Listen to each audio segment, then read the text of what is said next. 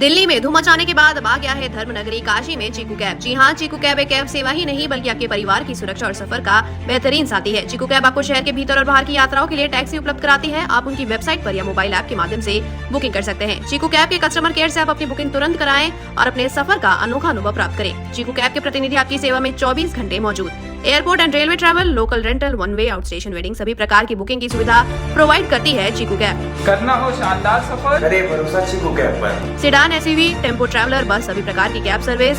चीकू cab का मुख्य focus पारदर्शी बिलिंग, सुरक्षा और ग्राहक सेवा पर निर्भर। श्रावण मास और आगामी त्योहार को देखते हुए काशी जोन के अपर पुलिस उपायुक्त सरवण टी के नेतृत्व में गौधौलिया से दशाश्वमेध घाट तक व्यापक अतिक्रमण हटाओ अभियान चलाया गया। अभियान में एसीपी दशाश्वमेध अतुल अंजन त्रिपाठी, थाना प्रभारी विजय शुक्ला सहित भारी पुलिस बल मौजूद रहा। करीब 50 दुकानों पर कार्रवाई करते हुए अतिक्रमणियों को सामान जब्त किया गया। दुकानदारों को चेताया गया कि अगली बार अतिक्रमण मिलने पर सख्त कार्रवाई की जाएगी। चौकी प्रभारियों को भी लापरवाही पर फटकार लगाई गई। अधिकारियों ने स्पष्ट किया कि यह अभियान नियंत्रण जारी रहेगा, कोई भी दुकान निर्धारित दायरे से बाहर नहीं लगे। आप सब अवगत हैं कि वाराणसी में विभिन्न प्राचीन मंदिरों के कारण लगातार पर्यटकों से भीड़ बढ़ती जा रही है और हर साल गोवा से भी ज़्यादा पर्यटक और श्रद्धालु यहाँ आते हैं और इसके मद्देनज़र जो भी पर्यटक और श्रद्धालु जनपद में प्रवेश करें उनका कोई असुविधा ना हो, इसके मद्देनज़र पूरा काशी जोन में लगातार अवैध अतिक्रमण के विरुद्ध लगातार अभियान जारी रखें। इस क्रम में आज थाना क्षेत्र दशाश्वमेध में और घाटों एरिया में और ये पूरा अतिक्रमण जो अवैध अतिक्रमण को हटाया गया और विभिन्न लोगों के विरुद्ध मुकदमा भी लिखा जा रहा है और साथ ही साथ ये सभी दुकानदार को ये भी निर्देश दिया गया कि अपने अपने दुकान के सामने किसी का दुकान ना लगने दें और जो फुटपाथ है फुटपाथ चलने के लिए और इसमें कहीं कोई अवैध अतिक्रमण ना होने दें, इसमें इनको भी जिम्मेदारी दिया गया और साथ ही साथ इनको ये निर्देश भी दिए अगर दोबारा ये यहाँ अतिक्रमण मिले तो फिर उनके विरुद्ध वैधानिक कार्रवाई किया जाएगा। वाराणसी के शिवपुर थाना क्षेत्र में 2.5 महीने पहले अपहृत 21 वर्षीय युवक शशांक की हत्या का मामला सामने आया है। हाईकोर्ट की फटकार के बाद सक्रिय हुई पुलिस ने गुरुवार को आरोपी को गिरफ्तार किया। पूछताछ में मिली जानकारी के आधार पर पुलिस कंकाल बरामद करने में जुटी है। पुलिस के अनुसार पैसे के लेन देन को लेकर शशांक की हत्या की गई। परिजनों का आरोप है कि एफआईआर दर्ज होने के बावजूद पुलिस महीनों तक निष्क्रिय रही। इस लापरवाही के खिलाफ गुस्साए परिजनों ने चक्का जाम कर न्याय की मांग की है, जिसके दौरान पुलिस अधिकारियों से तीखी बहस भी हुई। मामला अब तूल पकड़ चुका है और जानकारी जारी है। मीशा पटेल है। क्या मामला है? मेरे भाई को 2 महीने से अगवा कर लिया गया है और अब आरोपी पकड़ करके यहाँ से वहाँ प्रशासन कर रही है। अभी तक कुछ नहीं पता चला है, लेकिन जस्ट आज रात को पेपर में निकाल दिया जा रहा है कि उसको मारकर फेंक दिया गया है। प्रशासन इतने दिन से क्या कर रही थी? कल जब हम लोग प्रशासन से पूछे तो प्रशासन बोले कुछ नहीं पता चला है अभी तक। किस तरीके से प्रशासन वर्क कर रही है, हमें प्रशासन से अब भी जवाब चाहिए। अगर उन्हें अवशेष मिला है तो उसका डीएनए टेस्ट करवाए हो। ऐसे कैसे हम मान लेंगे? किसी का भी हड्डी ला कर दे देंगे, हम मान लेंगे मेरे भाई का? और किस बायोलॉजी में लिखा गया है कि नहीं 2 महीने में हड्डियां सड़ जाती हैं? तो क्या थाने पे आप लोग एप्लीकेशन दिए? हम लोग लखनऊ तक पहुंचे हैं, हाई कोर्ट लखनऊ हर एक जगह हम लोग गए हैं। पूरी लखनऊ तक हमारे केस को केशव प्रसाद मौर्य से हम सामने मिल कर आए हैं। प्रशासन क्या कहना है? प्रशासन कल तक बोल रहा है नहीं, वो मैं 100% गारंटी लेता हूँ कि वो जहाँ भी है ठीक है और वो मिल जाएगा।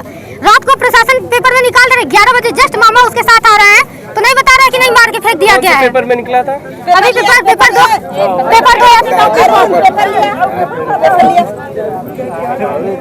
पेपर में 31 मार्च को मेरा भाई गायब हुआ है। 31 मार्च को लेकर गया, पूरे अभी तक कुछ नहीं पता चला है और यहाँ पेपर में निकाला गया है। किस बेस पर निकाले हैं वो? अभी उसके अवशेष को खोजने गए हैं, 2 पुलिस गए थे खोजने। क्यों 2 लोग से अवशेष मिलेगा?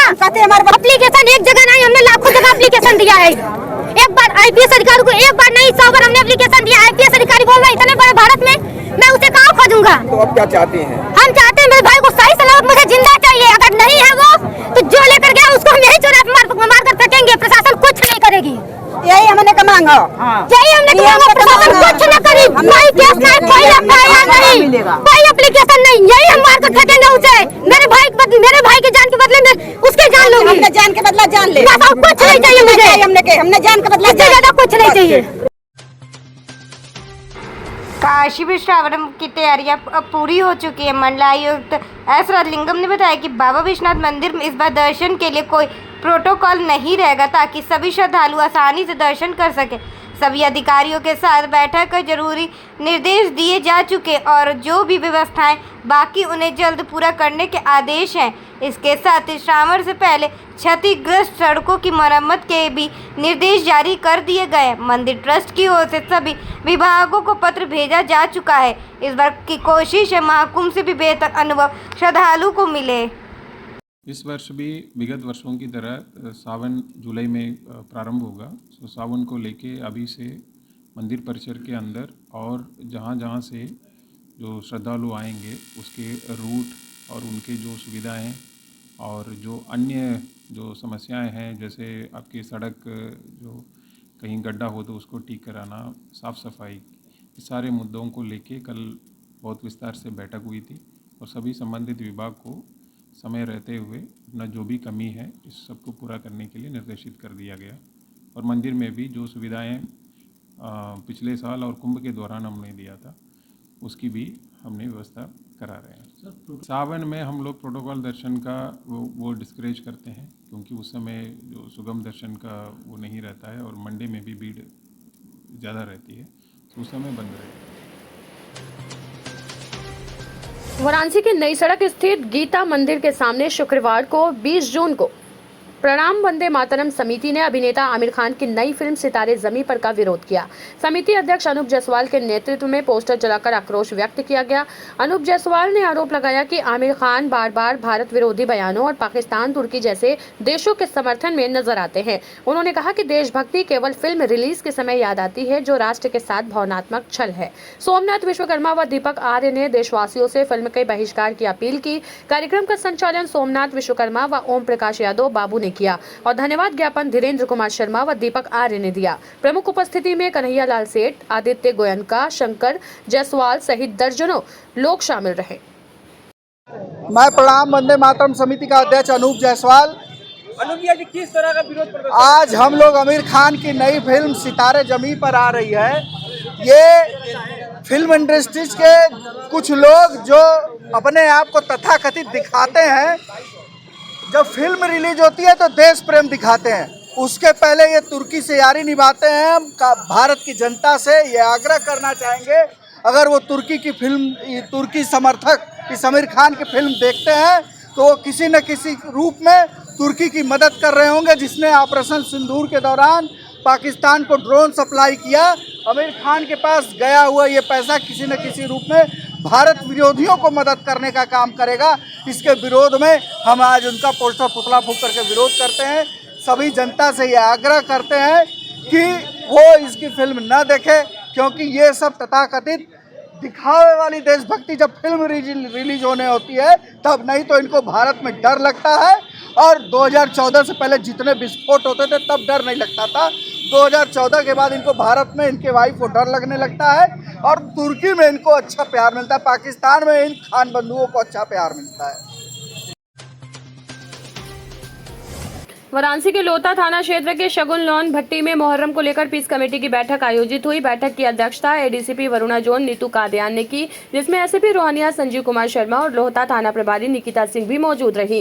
बैठक में ताजिया जुलूस के दौरान सुरक्षा, सफाई और यातायात की व्यवस्था सुनिश्चित करने पर चर्चा हुई। एडीसीपी ने कहा कि सभी समस्याओं का समाधान प्राथमिकता से किया जाएगा और अगली बैठक में इसकी समीक्षा होगी। थाना प्रभारी ने अफवाहों से बचने और शांति भंग करने वालों पर कड़ी कार्रवाई की चेतावनी दी। बैठक में स्थानीय जनप्रतिनिधियों और नागरिकों ने प्रशासन को पूर्ण सहयोग का भरोसा दिया और पर्व को शांतिपूर्वक मनाने का संकल्प लिया।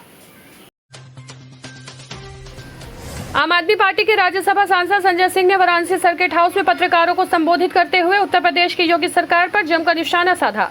उन्होंने आरोप लगाया कि प्रदेश में शिक्षा व्यवस्था चरमरा चुकी है और विद्यालयों को मर्जर कर बेरोजगारी को बढ़ावा दिया जा रहा है। स्वास्थ्य सेवाओं पर बोलते हुए उन्होंने कहा कि वेंटिलेटर और दवाओं की कमी के चलते अस्पतालों में मौतें हो रही हैं और इलाज से इनकार किया जा रहा है। प्रधानमंत्री मोदी पर हमला करते हुए उन्होंने कहा कि भारत पाक सीजफायर में अमेरिकी राष्ट्रपति ट्रंप की भूमिका और उस पर मोदी की चुप्पी देश की गरिमा के लिए अपमानजनक है। जातिगत जनगणना को उन्होंने सिर्फ चुनावी छलावा बताया और कहा कि इसके लिए न बजट है न नीति। संजय सिंह वाराणसी में आम आदमी पार्टी के कार्यकर्ता सम्मेलन में भाग लेने पहुंचे थे। वाराणसी में आज काशी प्रांत का कार्यकर्ता सम्मेलन है और हमारे काशी प्रांत के अध्यक्ष पवन तिवारी जी के नेतृत्व में और रमाशंकर पटेल जी जो हमारे जिला अध्यक्ष हैं, इनकी अगुवाई में आज का ये कार्यकर्ता सम्मेलन हो रहा है, जिसमें प्रांत के सभी जिलों के अध्यक्ष और कार्यकर्ता शामिल होंगे। इसके साथ साथ हमारे साथ अल्पसंख्यक प्रकोष्ठ के अध्यक्ष हैं शकील मलिक साहब, विनय पटेल जी हैं, हमारे अयोध्या प्रांत के अध्यक्ष हैं, और भी तमाम हमारे साथी हैं। पूरे उत्तर प्रदेश में स्वास्थ्य व्यवस्था और शिक्षा की व्यवस्था बदहाली के चरम सीमा को पार कर चुकी है। स्कूलों को बंद करने के लिए मर्जर विलय की प्रक्रिया शुरू की जा रही है सरकार के द्वारा, योगी सरकार के द्वारा। हम लोग इसका जमकर विरोध करेंगे। स्वास्थ्य व्यवस्था की हालत आज ही आप लोगों ने दिखाया, मीडिया के लोगों ने। ललितपुर में शराब पीकर एक डॉक्टर वंश गोपाल गुप्ता चड्डी बनियान पहन के बैठा हुआ है और होमगार्ड की मौत हो जाती है, उसका इलाज नहीं करता है। उत्तर प्रदेश के अंदर स्वास्थ्य सेवाओं की हालत यह है कि बदायूं में 25 से 30 बच्चे हर महीने वेंटिलेटर के अभाव में मर जाते हैं, क्योंकि वेंटिलेटर चलाने वाला कर्मचारी वहां पे मौजूद नहीं है। तो इन सारी समस्याओं को लेके हर महीने 2 बार आंदोलन और सेवा का कार्य आम आदमी पार्टी करेगी निश्चित रूप से, ये हमने तय किया है। गांव-गांव में अपने संगठन का विस्तार हम लोग कर रहे हैं। जिला पंचायत का चुनाव जो 2026 में है, उसको पूरी मजबूती के साथ आम आदमी पार्टी लड़ेगी। वो चुनाव हम लोग अकेले लड़ेंगे, उसके लिए गांव-गांव जाके संगठन बनाने की तैयारी हम लोग कर रहे हैं।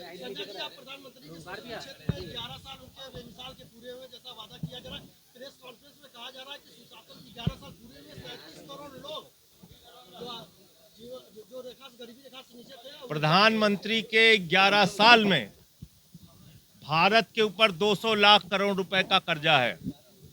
प्रधानमंत्री के 11 साल में 82 करोड़ लोग 5 किलो राशन पर अपनी जिंदगी बिताने के लिए मजबूर हैं। प्रधानमंत्री के 11 साल में 22 करोड़ नौकरियां मिलनी थी हिंदुस्तान के नौजवानों को, 22,000 नौकरी नहीं मिली। प्रधानमंत्री के 11 साल में किसानों की आमदनी 2 गुना होनी थी, काला धन आना था, 15 लाख खाते में आना था, 15 अगस्त 2022 तक सबको पक्का मकान मिलना था। एक भी वादा भारत के प्रधानमंत्री ने पूरा नहीं किया। हाँ, भारत को शर्मसार जरूर किया ट्रंप के दबाव में सीज फायर करके, और 78 साल में जिस अमेरिका की हिम्मत नहीं थी कि वो भारत पाकिस्तान के बीच में मध्यस्थता के लिए शामिल हो सके, वो काम की शुरुआत और शर्मनाक काम की शुरुआत प्रधानमंत्री ने जरूर की है। तो 11 साल की उनकी उपलब्धियां नहीं है, 11 साल की उनकी बदहाली का एक पूरा लंबा चौड़ा खाका है जो मैंने आपके सामने रखा है।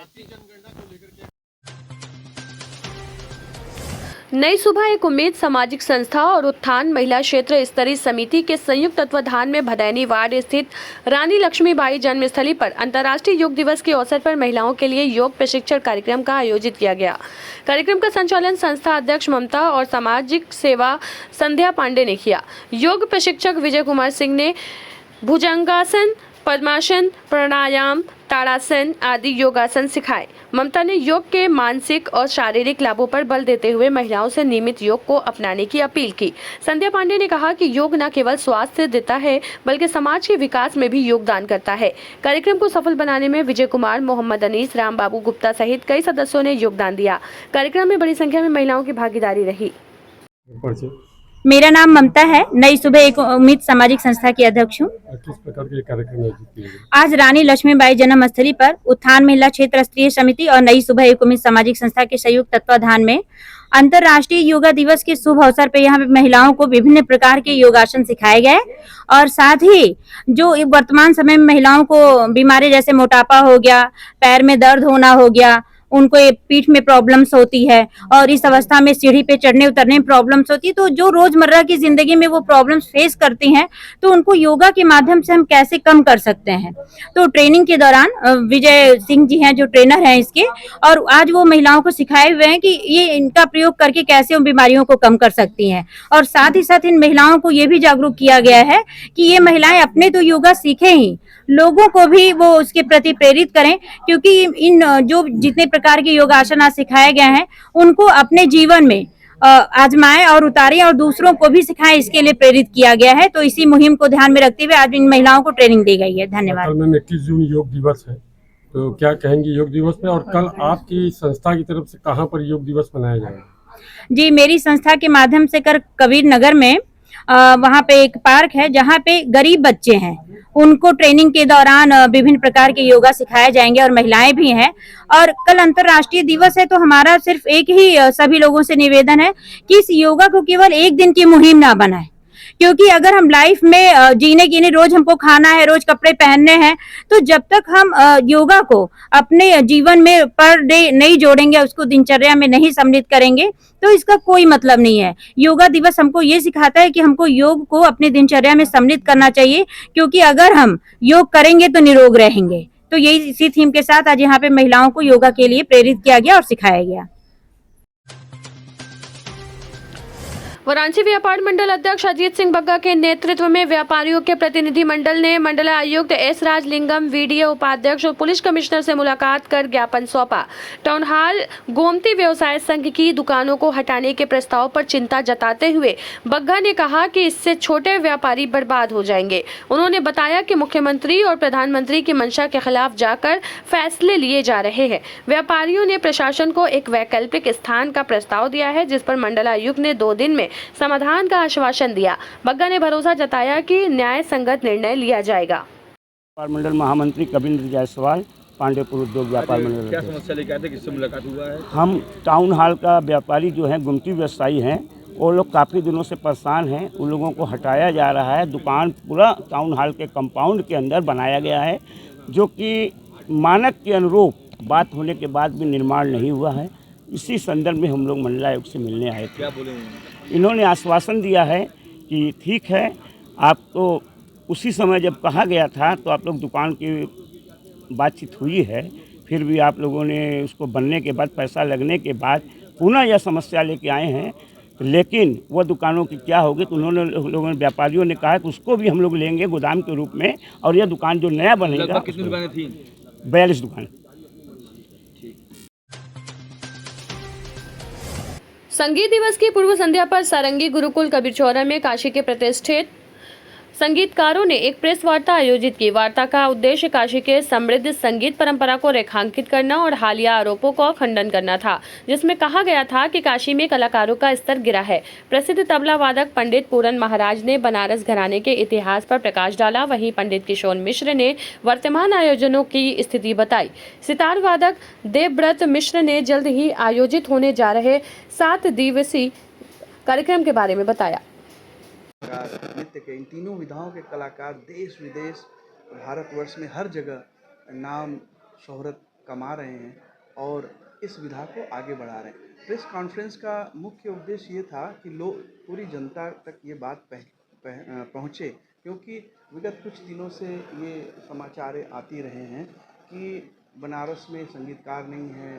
हम यहाँ पे आयोजन करते हैं तो बाहर के कलाकारों को बुलाया जाता है, क्योंकि यहाँ पे कलाकार नहीं है, जबकि यहाँ के कलाकार लगभग 200 कलाकार, अभी मैं लिस्ट तैयार कर रहा था, तो लगभग 150 से 200 कलाकार हैं। और अगर एक महीने में भी 10 घंटे का प्रोग्राम किया जाए तो 10 घंटे भी एक महीना तक लगातार तो बनारस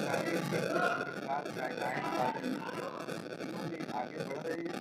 और आज तो हम लोग प्रेस कॉन्फ्रेंस था और बहुत से लोग नहीं आ पाए का मैसेज आया, लेकिन हम लोग ये संदेश देना चाहते हैं इस माध्यम से, आपके माध्यम से, कि वाराणसी की जनता ये जान जाए कि उन्होंने जिन लोगों को आशीर्वाद दिया है, हम लोगों को आशीर्वाद दिया है, कलाकारों को आशीर्वाद दिया है, वो उनका आशीर्वाद ही आज हम लोगों को विश्व स्तर पे ले जा रहा है। और हर जगह हम लोगों का अभी कोलकाता में हमारा प्रोग्राम था, हर जगह लोग तारीफ ही कर रहे हैं। हर जगह कौन लोग हैं जो बदनाम करने की? नहीं, हम किसी विशेष का नाम नहीं लेंगे, लेकिन चूँकि ये भ्रम फैलाया जा रहा है कि बनारस में कलाकार नहीं है, बनारस में संगीतकार नहीं है। आगे आप लोग कोई कार्यक्रम भी कराने जा रहे हैं? हाँ, हमारा ये है कि बहुत जल्द हम लोग विदिन 6 महीने हम लोग एक 7 दिवसीय संगीत समारोह बनारस घराने के नाम से लेकर मैं करने जा रहा हूँ, आयोजित मैं करने जा रहा हूँ। पूरी रूपरेखा तैयार है और कलाकारों का सहयोग भी आज मुझे मिल गया कि लोग कहें कि हम आएंगे उस कार्यक्रम में। रितेश रजनीश जी हैं और बाकी सभी कलाकार, और ये बनारस घराने के कलाकारों को ये एक उदाहरण होगा कि 7 दिवसीय संगीत समारोह कि बनारस में कितने कार्यक्रम, क्योंकि मैं अगर इसको 1 महीना तक भी ले जाऊं, 8 घंटे का कार्यक्रम 10 घंटे का, तो मैं जगह नहीं दे पाऊंगा बनारस के कलाकारों। बड़ा प्रोग्राम है। हाँ, बड़ा प्रोग्राम है। और लोग ये मतलब कहना कि ये थोड़ा सा दुखद है और कलाकारों के लिए कष्टदायी है। आपने इस प्रेस कॉन्फ्रेंस में देखा होगा कि लोगों को ये भावना, मतलब कुछ लोग जो है उनको कष्ट हुआ है। तो पहले हम ये जानना चाह रहे हैं कि अगर कोई व्यक्ति यहाँ पे उनको अच्छे पोस्ट पे हैं, अच्छी जगह पे हैं, तो उनको बनारस के संगीत के विषय में जानकारी लेके लोगों को ये भावना देने। मेरा कभी कभी प्रोग्राम जो होता है बनारस में किसी संस्था में 8-8 साल नहीं होता है। 8 साल से मैंने बहुत से संस्थाओं में, तो मेरा तो ये नहीं है मैं हर जगह मैं प्रोग्राम कर रहा हूँ। अगर उस संस्था में नहीं कर रहा हूँ तो मेरा कोई ऐसा तो बात नहीं है कि नाम नहीं हो रहा है या मुझे यश नहीं मिल रहा है। तो ये बात कहना कि बनारस में कलाकार नहीं है और उस श्रेणी की नहीं है, ये थोड़ा दुखद है। और अगर कोई सम्मानित व्यक्ति है तो ये बातें नहीं होनी चाहिए। और इस बात को हम लोग इसलिए कहना चाह रहे हैं कि आप कोई भी सम्मानित व्यक्ति, बनारस का कोई भी दर्शक भी है, अगर उसे ये हमारा सितार पसंद नहीं है या किसी का गायन पसंद नहीं है तो एक बार बोले, लेकिन जनता तो कह रही है। एक व्यक्ति के विशेष से तो नहीं होता है ना, किसी के दुख प्रकट। हाँ, बहुत लोगों ने ये पूरे कलाकारों ने और बड़े सम्मान से, बड़े आदर भाव से, कोई ऐसी बात नहीं है, आदर भाव से, सम्मान से अपना एक खेद हम लोगों ने प्रकट किया है। लेकिन हो सकता है कि आगे चल के ये चीज़ें और अच्छी हों। और हम चाहेंगे कि जो भी चयन समिति है कार्यक्रमों की, जो संस्थाएं अपने कार्यक्रम करा रही हैं, उस चयन समिति में कोई गुणी लोगों को रखें जो कि बनारस के विषय में जानकारी रखते हों। ये नहीं कि केवल मैं अपने ही लोगों का करा रहा हूँ, सब लोगों का कराएं। तो इससे जो है कि बनारस की संगीत परंपरा को आगे गुटबाजी न हो। संगीत राष्ट्रीय लोकदल के राष्ट्रीय अध्यक्ष जयंत चौधरी 23 जून को 2 दिवसीय दौरे पर काशी पहुंचे। इस दौरान वह सुंदरपुर स्थित एक लॉन में पूर्वांचल के पार्टी कार्यकर्ताओं से संवाद स्थापित करेंगे। जयंत चौधरी ने 24 जून को सोनभद्र में आयोजित विभिन्न कार्यों में भाग लेने के बाद पुनः वाराणसी लौटेंगे और यहीं से दिल्ली के लिए प्रस्थान करें। इस दौरान की जानकारी प्रदेश अध्यक्ष रविंद्र सिंह पटेल ने परार्के भवन मैदागिन में आयोजित पत्रकार वार्ता के दौरान दी। पत्रकार वार्ता में प्रदेश उपाध्यक्ष धर्मराज यादव, जिला अध्यक्ष राहुल पटेल, महानगर अध्यक्ष आनंद कुशवाहा सहित कई पदाधिकारी मौजूद रहे। मैं रविंद्र सिंह पटेल, प्रदेश अध्यक्ष युवा राष्ट्रीय लोकदल उत्तर प्रदेश। आज मैं वाराणसी के दौरे पे हूँ और आगामी 23 और 24 जून को माननीय जयंत चौधरी जी का कार्यक्रम वाराणसी में है। उसी क्रम में मैं यहाँ के स्थानीय नौजवान पार्टी पदाधिकारियों के साथ वार्ता कर रहा हूँ। हमारी पूरी युवा लोकदल की टीम आदरणीय जयंत चौधरी जी के पूर्वांचल के इस वाराणसी शहर में एक ऐतिहासिक स्वागत करना चाहती है। चूंकि 23 तारीख को पूर्वी उत्तर प्रदेश के पदाधिकारी कार्यकर्ताओं के साथ चौधरी साहब पूर्वांचल संवाद कार्यक्रम कर रहे हैं स्थानीय चौधरी रामनाथ उत्सव लान नरिया लंका वाराणसी में। तो पूर्वांचल के कार्यकर्ताओं में काफी उत्साह है उस कार्यक्रम को लेकर के। और चौधरी साहब 24 तारीख को वाराणसी से सोनभद्र को जाएंगे। तो इनके इस दौरा कार्यक्रम से तमाम हलचल है और जो कार्यकर्ता अपने आप को ये मान रहे थे कि नहीं हमें कोई देखने समझने के लिए तैयार नहीं है, तो उससे काफी उत्साहित है लोग। और हम उसी तैयारियों की समीक्षा के लिए आज वाराणसी में हम आए हैं। वो जो कार्यक्रम होने उसके बारे में थोड़ा बता दें। देखिए, चौधरी साहब जो 23 तारीख को आएंगे प्रातः सुबह, उसके बाद उनके कुछ सरकारी कार्यक्रम भी हैं क्योंकि वो स्किल डेवलपमेंट के मिनिस्टर हैं, एजुकेशन के स्टेट मिनिस्टर हैं। तो उनके स्थानीय अधिकारियों के साथ उनकी मीटिंगें हैं। 11 बजे वो पूर्वांचल कार्यकर्ता संवाद कार्यक्रम में जाएंगे और वहां फिर वो कार्यकर्ताओं से रूबरू होंगे, कार्यकर्ताओं की समस्याओं से परिचित होंगे, अपनी बात रखेंगे। तदुपरांत शाम को भी कुछ उनकी मीटिंगें हैं। 24 तारीख को सोनभद्र वो जा रहे हैं। सोनभद्र में कई सारे कार्यक्रम हैं। महत्वपूर्ण बात यह है कि वहां के आदिवासी समाज की कुछ बालिकाएं हैं, उन्होंने कुछ कार्यक्रम तैयार कर रखा है जो जिला कलेक्ट्रेट में उसका प्रस्तुतिकरण है। अब वो कुछ सांस्कृतिक कार्यक्रम है, उसके बारे में ब्यौरा तो विभाग के लोग ही बता पाएंगे। तो उसमें चौधरी साहब चीफ गेस्ट हैं और एक दो बिल्डिंगें हैं। एक तो जेएसएस की बिल्डिंग है, दूसरा वहां पे कोई विद्यालय बन के तैयार है, उसका उद्घाटन करेंगे।